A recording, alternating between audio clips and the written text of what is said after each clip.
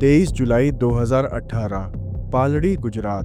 पालड़ी के प्रभुवंश अपार्टमेंट में रह रहे हिरेन और जागृति राठौर को मंडे देर रात एक इंटरनेशनल नंबर से कॉल आता है। कॉल के दूसरे एंड पर शख्स ने उन्हें बताया कि उनका बेटा मोलिन एक्सीडेंट के चलते बुरी तरह घायल हो गया है और काफी सीरियस कंडीशन में हॉस्पिटल में एडमिट है। देर रात ऐसी कॉल सुन माता पिता दोनों के पैरों तले जमीन खिसक गई। ऊपर से उनका बेटा तो वैसे भी दूर देश ऑस्ट्रेलिया में रहता था। आनन फानन में घबराए हुए दोनों कैसे भी कर अपने बेटे के पास ऑस्ट्रेलिया जाने की तैयारी करने लगे। बिना ज्यादा वक्त गवाए उन्होंने अपने सोर्सेस के थ्रू वीजा, टिकट और बाकी सब चीजों का अरेंजमेंट करना स्टार्ट कर दिया। लेकिन अगली सुबह उनके लिए रात से भी ज्यादा काली होने वाली थी, क्योंकि एक ऐसी खबर मिलने वाली थी जिसकी उम्मीद उन्होंने कभी भी अपने सपने में नहीं की थी। 24 जुलाई की सुबह आई इस कॉल से उन्हें ये पता चलता है कि उनका बेटा मोलिन अब इस दुनिया में नहीं रहा। अपने बेटे की मौत की खबर सुनते ही हिरेन और जागृति की दुनिया ही उजड़ गई। उनका होनार एक लौता बेटा, जिसकी कुछ महीने बाद एजुकेशन कंप्लीट होने वाली थी, जिसके सामने उसकी पूरी जिंदगी का ब्राइट फ्यूचर पड़ा था, उसका यूं एक खबरबंद जिंदगी से चले जाना ये किसी माँ बाप के लिए बुरे सपने का सच होने जैसा था। हिरेन और जागृति का रो रो के बहुत ज्यादा बुरा हाल था और कंडीशन ऐसी कि आसपास के लोगों का उन्हें संभाल पाना बहुत ज्यादा मुश्किल होता जा रहा था। मोलिन अपने माता पिता का एक लौता बेटा था। उसके father Hiren Rathore fire safety maintenance and services में काम करते थे। बचपन से ही पढ़ाई में होनार और शांत स्वभाव के मोलिन का बस एक ही सपना था, इंडिया के बाहर जाकर पढ़ना और अपने माता पिता का नाम रोशन करना। अपने बेटे के ऑस्ट्रेलिया जाने के इस सपने को पूरा करने के लिए दोनों ने काफी एफर्ट्स भी किए थे। यहाँ तक कि मोलिन के पिता ने उसे बाहर पढ़ने भेजने के लिए अपना एक बंगलो भी बेच दिया था। मोलिन ऑस्ट्रेलिया में 4 साल से था और उनके पास मोलिन को लेकर कभी भी किसी तरह की शिकायत या किसी से लड़ाई झगड़े की बात सामने नहीं आई थी। लेकिन ऑस्ट्रेलिया न्यूज में जो रीजन बताया जा रहा था वो उनके लिए विश्वास से परे था। Indian student has been killed after an online date went terribly wrong. Online date went terribly wrong. Online date went terribly wrong. Australia news media Molin की मौत को ऑनलाइन डेट से जोड़ रही थी। ये रीजन हिरेन और जागृति के लिए बहुत ही शॉकिंग और अटपटा सा था, क्योंकि जिस बेटे को वो जानते थे उनकी नज़र में वो इन सब चीज़ों से कोसों दूर था।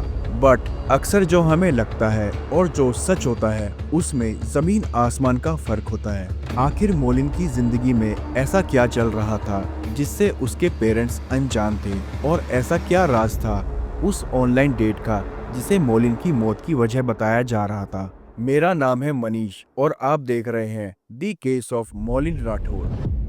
गुजरात में जन्मा मोलिन अपने माता पिता का एक लौता बेटा था और यही वजह थी कि बचपन से ही उसे काफी केयर और प्यार से बड़ा किया गया था। मोलिन हमेशा से ही पढ़ाई में तो अच्छा था ही, साथ ही उसके नेचर और बिहेवियर की हर कोई तारीफ करता था, चाहे मोहल्ले के लोगों या फिर स्कूल टीचर्स। ग्रेजुएशन खत्म होने के बाद मोलिन आगे की स्टडीज के लिए ऑस्ट्रेलिया जाना चाहता था, लेकिन अभी भी कुछ परेशानियां थी जो मोलिन के सामने दीवार बन खड़ी थी, और वो थी उसकी फैमिली की फाइनेंशियल कंडीशन। मोलिन के पेरेंट्स की एक अच्छी और स्टेबल जॉब तो थी, लेकिन फिर भी अपने बेटे को बाहर विदेश भेजना फाइनेंशियली उनके लिए थोड़ा मुश्किल था। बट अपने लाडले बेटे के सपनों को वो हर कीमत पर पूरा करना चाहते थे, इसलिए मोलिन को ऑस्ट्रेलिया भेजने के लिए उन्होंने अपना एक बंगलो भी बेच दिया। आखिरकार मोलिन 24 साल की उम्र में ऑस्ट्रेलिया जा चुका था, जहां वो मेलबर्न में चार्ल्स स्टड यूनिवर्सिटी से अकाउंटेंसी में मास्टर डिग्री परस्यू कर रहा था। मोलिन न सिर्फ पढ़ाई में अच्छा था, बल्कि वो अपनी जिम्मेदारियों को भी अच्छे से समझता था। इसलिए अब अपने माता पिता के बोझ को कम करने के लिए अपनी पढ़ाई के साथ साथ वहाँ पार्ट टाइम फूड डिलीवरी का भी काम करता था। मोलिन के जितने भी दोस्त और जानने वाले थे वो उसे एक हार्ड वर्किंग, हम्बल और फन लविंग इंसान के तौर पर जानते थे। मोलिन वैसे तो 4 साल के स्टूडेंट वीजा पर ऑस्ट्रेलिया आया था, लेकिन उसकी कड़ी मेहनत और पढ़ाई को लेकर उसकी लगन देख उसके प्रोफेसर ने उसकी डिग्री खत्म होने से पहले ही उसे एक जॉब ऑफर दे दिया था। मोलिन का हमेशा से ही ऑस्ट्रेलिया में सेटल होने का सपना था और अब उसका ये सपना भी पूरा होने जा रहा था। लेकिन वो सिर्फ अकेला ही वहाँ शिफ्ट नहीं होना चाहता था। वो अपने पेरेंट्स को उनकी जिम्मेदारी से फ्री कर उन्हें भी अपने साथ ऑस्ट्रेलिया में सेट करना चाहता था। इसलिए जब मोलिन को जॉब ऑफर मिला तो बिना किसी देरी के उसने अपने पेरेंट्स को सरप्राइज देने के लिए अपने देश भारत जाने के लिए फ्लाइट टिकट बुक कर ली। जनवरी 2018 जब मोलिन अचानक बिना बताए अपने घर पहुंचा तो बेटे को सामने खड़ा देख उसके पेरेंट्स को विश्वास ही नहीं हुआ। मोलिन का ये सरप्राइज विजिट उनके लिए मकर संक्रांति का सबसे बड़ा तोहफा थी। उसने गुजरात में मकर संक्रांति के दौरान होने वाले काइट फेस्टिवल को अपनी फैमिली के साथ मनाया और करीब 1 महीने का वक्त अपनी फैमिली के साथ गुजारा। इस दौरान मोलिन ने अपनी जॉब के ऑफर के बारे में बताकर उनकी खुशी भी डबल कर दी।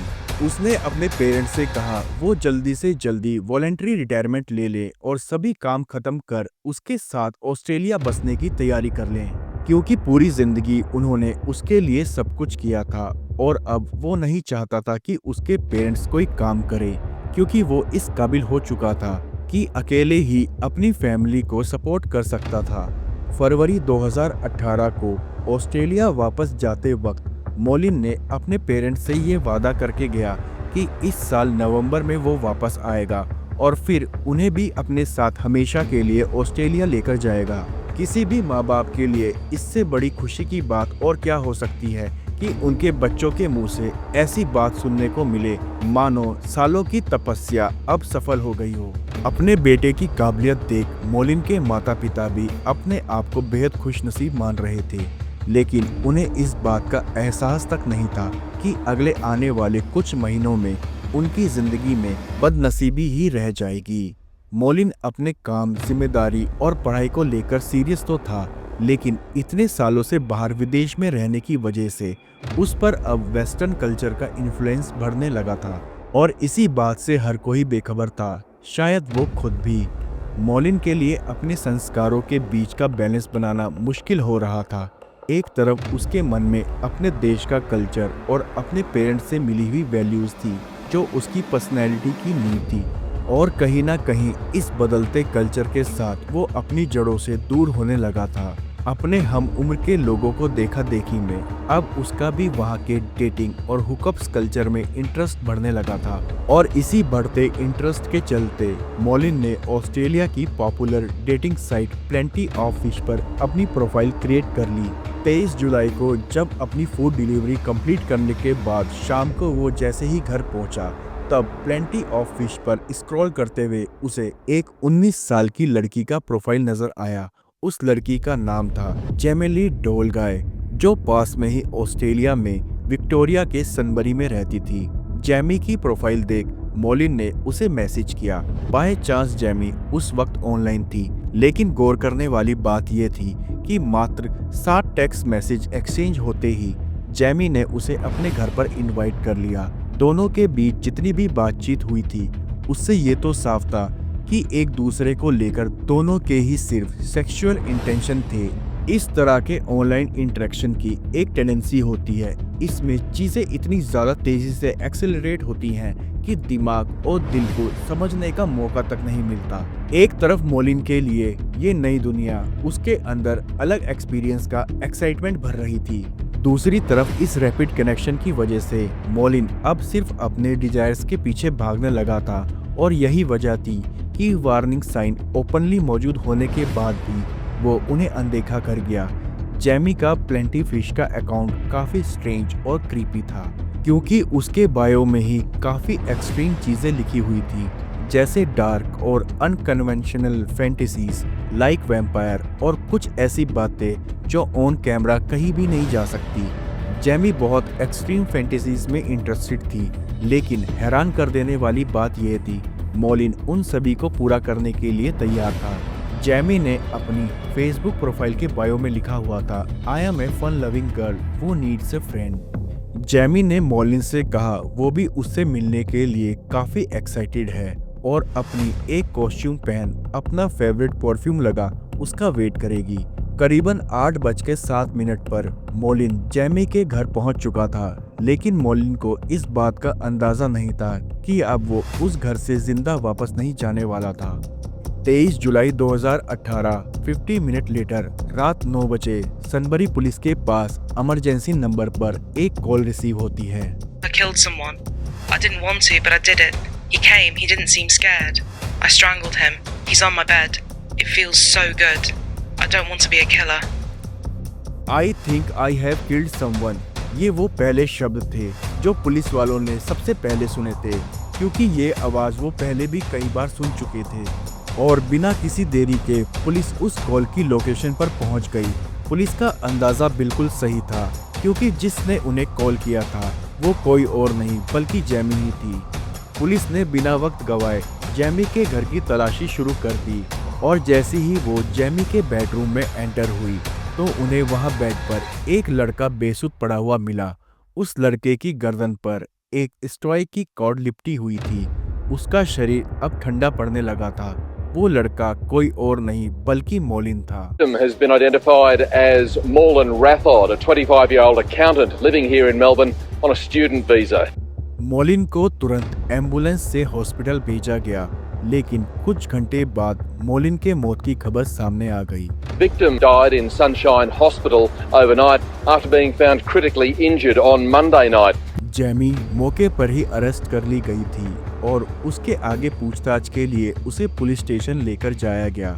पूरे वक्त जैमी काफी रिलैक्स थी। उसके चेहरे पर ना कोई शिकन थी और ना कोई अफसोस। पुलिस को समझ नहीं आ रहा था कि आखिर इस क्राइम के पीछे का मोटिव क्या है। जैमी ने पुलिस को बताना शुरू किया कि कैसे उसका दिन अच्छा नहीं जा रहा था और पूरे दिन उसके मन में नेगेटिव थॉट्स आ रहे थे। इसलिए जैसे ही शाम को प्लेंटी ऑफ फिश पर मोलिन का टेक्स्ट आया, उसे पता था कि वो उसका कत्ल कर देगी। जब पुलिस ने जैमी के फ़ोन की तलाशी ली तो उसमें उन्हें कुछ ऐसे अहम सबूत मिले जो इस बात की तरफ इशारा कर रहे थे कि जैमी ने पहले से ही मोलिन को मारने का इरादा बना लिया था। I am going to kill someone tonight for fun. How to kill someone. I want to commit a murder. 10 step to commit murder and get away with it. ये सभी कुछ गूगल सर्चेस थे जो जैमी ने मोलिन के आने से पहले किए थे। जैमी ने पुलिस को बताया कि मोलिन के आते ही उसकी हाइट और बिल्ड के हिसाब से उसने ये भाप लिया था कि वो उसे काफ़ी आसानी से ओवर पावर कर स्ट्रेंग कर सकती है। उसने मोलिन को बताया कि वो रोल प्ले में इंटरेस्टेड है और उसके साथ प्ले करना चाहती है। मोलिन ने जैमी से कहा कि वो उसकी खुशी के लिए कुछ भी सीखने के लिए तैयार है, बस जब तक जैमी उसे हर्ट ना करे। मोलिन का और ज़्यादा भरोसा जीतने के लिए जैमी ने उससे कहा जब उसे हर्ट होने लगे वो उसे टैप करने लगे, जिससे वो समझ जाएगी और उसे छोड़ देगी। रोल प्ले के नाम पर मोली जैमी के पागलपन से अनजान था और उसे एक फैंटेसी नजर आ रही थी। वो एक्चुअली में उसके लिए डेथ ट्रैप था। जैमी ने पहले मोलिन की चेस्ट पर बैठ एक पिलो से और उसके बाद अपने हाथों से गला दबाना शुरू किया। जब मोलिन का दम घुटने लगा वो बार बार जैमी को टैप कर ग्रिप लूज करने का इशारा करने लगा और अपनी पूरी ताकत से जैमी की ग्रिप से खुद को छुड़वाने की कोशिश करता रहा। लेकिन इतने हाथ पैर मारने के बाद भी जैमी ने मोलिन को नहीं छोड़ा और फिर एक स्टॉय की कार्ड से मोलिन का दम घोट उसकी आखिरी सांसें भी छीन ली। इस दौरान वो बार बार मोलिन के कान में यही बोलती जा रही थी, it will be okay, it will be over soon. 53 minute के अंदर जैमी ने मोलिन का कत्ल कर दिया था। मोलिन जिस फन और फैंटेसीज के एक्साइटमेंट में जैमी के घर आया था, उसने उसकी जिंदगी को ही मिटा दिया था। जैमी ने इस केस से जुड़ी जितनी भी डिटेल पुलिस को बताई थी वो सभी के लिए काफी शॉकिंग थी। जैमी 10 साल की उम्र से ही स्टेट केयर सेंटर में रह रही थी, जहां अक्सर सोशल वर्कर उससे मिलने आते थे। कम उम्र से ही उसके क्रिमिनल रिकॉर्ड के चलते उसकी जिंदगी का काफी लंबा वक्त जुवेनाइल डिटेंशन में गुजरा। जैमी के बढ़ते क्रिमिनल रिकॉर्ड और ओवर एग्रेसिव नेचर की वजह से 2400 घंटे अब केयर टेकर रहने लगे थे, लेकिन उन्हें भी जैमी के अनप्रिडिक्टेबल नेचर से डर लगता था।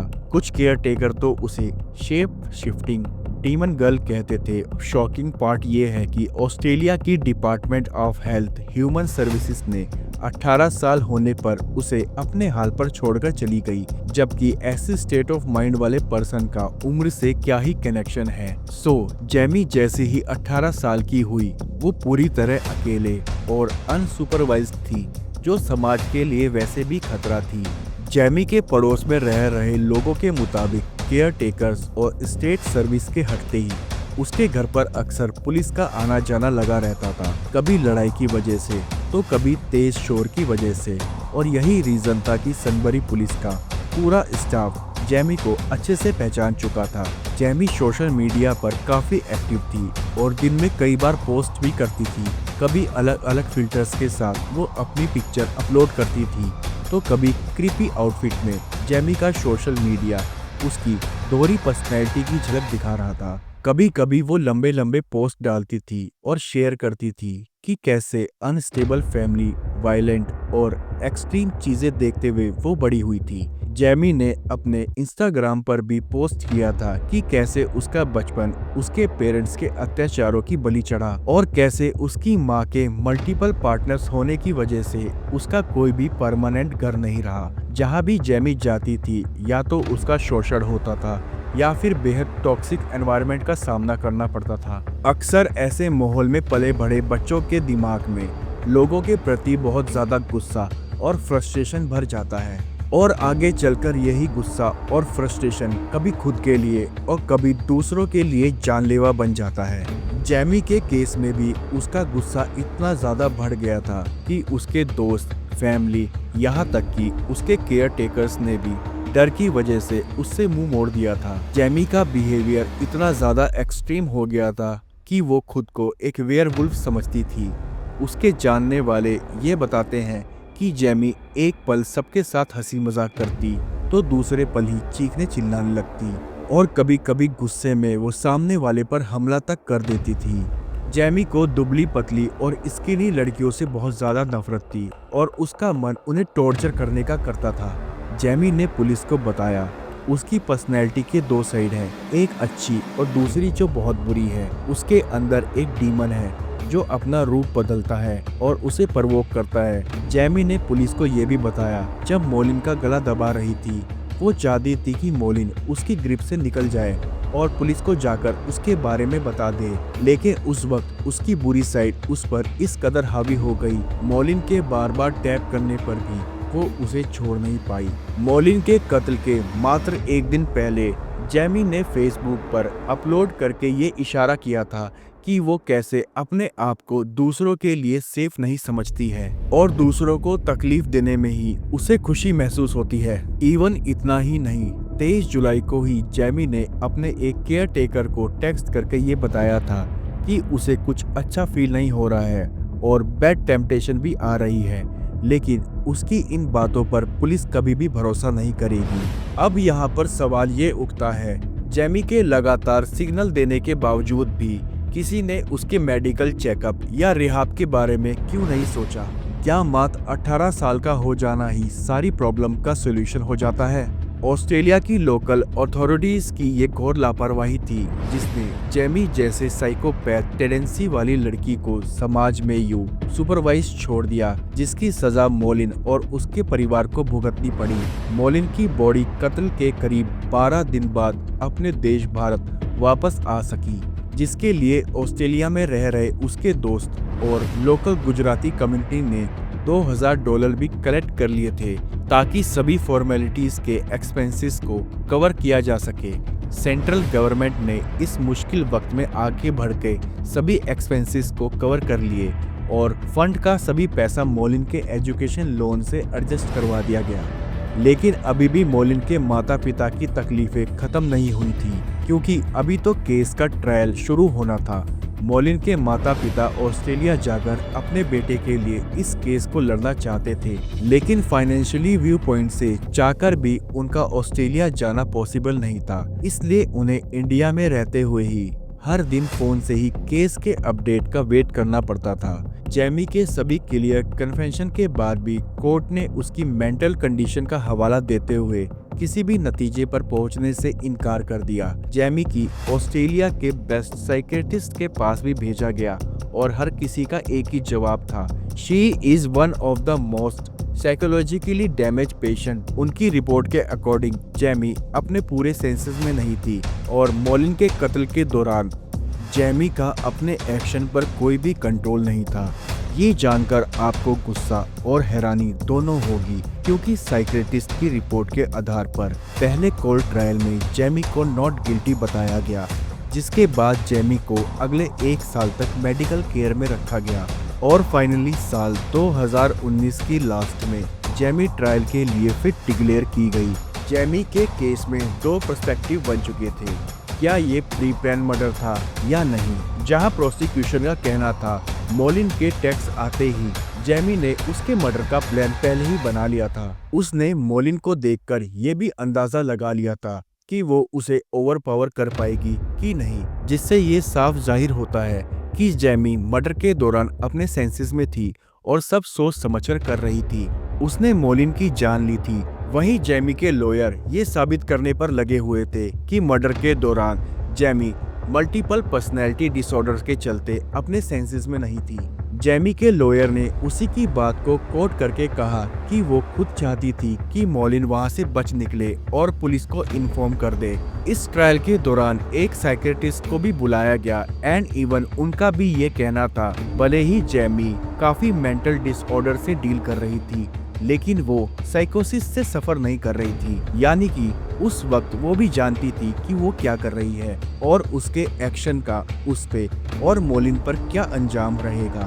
18 दिन चले ट्रायल में जैमी के केयर टेकर्स, क्लिनिकल एक्सपर्ट और जैमी की पुलिस को दिए गए इंटरव्यू की रिकॉर्डिंग कोर्ट में ऐसे एविडेंस पेश की गई, जिसमें उसने एडमिट किया था कि कैसे उसने मॉलिन का कत्ल करने के बाद उसे अच्छा महसूस हुआ था। एविडेंस में उसके गूगल सर्च की हिस्ट्री की कॉपी भी सबमिट की गई, जिसमें उसने सर्च किया था कि कैसे किसी का मर्डर करने के बाद उससे बचा जा सके। इससे ये बात साफ थी कि उसने मर्डर से घंटों पहले ये सब चीजें सर्च की थी और वो पहले से ही मॉलिन का मर्डर करने का प्लान कर चुकी थी। सभी सबूत और गवाह चीख चीख कर ये कह रहे थे कि जैमी ने मॉलिन का मर्डर प्री प्लान किया था। केस शीशे की तरह साफ था, पर इस बार ऑस्ट्रेलिया कोर्ट ने इंसाफ अच्छे से नहीं किया। Jamie Lee Doligui admitted she felt good after strangling her victim, but a jury found she did not intend to kill him.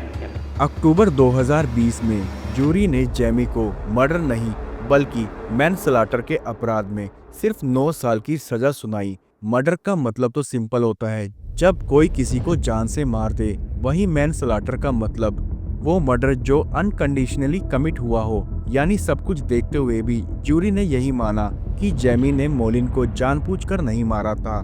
Jamie को मिली इतनी कम सजा से कोई भी खुश नहीं था, ना ही मॉलिन के माता पिता और ना ही जैमी के जानने वाले। जैमी के केयर टेकर के अकॉर्डिंग वो सोसाइटी के लिए इतना बड़ा खतरा है कि उसे उम्र भर के लिए जेल में ही डाल देना चाहिए। मॉलिन के पेरेंट्स भी जैमी के लिए हार्ड पनिशमेंट चाहते थे, लेकिन किसी भी तरह की सजा उन्हें उनका बेटा वापस नहीं दिला सकती थी। ऊपर से उनके पास इतने पैसे भी नहीं थे कि वो ऑस्ट्रेलिया जाकर कोर्ट में केस लड़ सके। इसलिए आखिरकार उन्होंने थक हार के कोर्ट के इस फैसले को एक्सेप्ट कर लिया।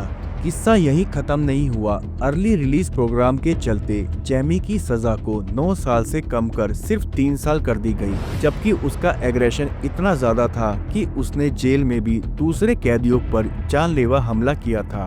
जैमी को साल 2020 के एंड में जेल भेज दिया गया, यानी कि उस हिसाब से आज 5 साल बीत चुके हैं और वो रिहा होकर जेल से बाहर आ गई होगी। लेकिन काफी ढूंढने के बाद भी हमें जैमी की कोई खबर नहीं मिली। शायद दुनिया इसे सिर्फ एक केस समझकर अब भूल चुकी है। लेकिन जैमी जैसी लड़की अगर आज आजाद है तो मॉलिन जैसे कितने लोगों की जिंदगी खतरे में है। और सिर्फ वो ही नहीं, उसके आसपास के मौजूद लोगों के लिए भी ये कितना बड़ा खतरा है। और इस केस से ये पता चलता है कि ऑनलाइन कनेक्शन में ट्रस्ट कितना ज्यादा मिसिंग है। मॉलिन के ट्रस्टिंग नेचर और न्यू एक्सपीरियंस के एक्साइटमेंट ने उसके तार ऐसे शख्स से जोड़ दिए जिसने उसके सपनों, अरमानों और बेहतर भविष्य के लिए उसकी जिंदगी को ही मिटा दिया। ये केस चाहे लड़का हो या लड़की सभी के लिए सीख देता है कि आप अपनी सिक्योरिटी को क्यूरियोसिटी से ज्यादा प्रायोरिटी दें। ये केस हमें बताता है कि लाइफ में एक्साइटमेंट उतना ही अच्छा लगता है कि जब तक आपकी पर्सनल सेफ्टी पर कोई आंच ना आए। इस केस में अगर किसी ने कुछ खोया है तो वो है हिरेन और जागृति।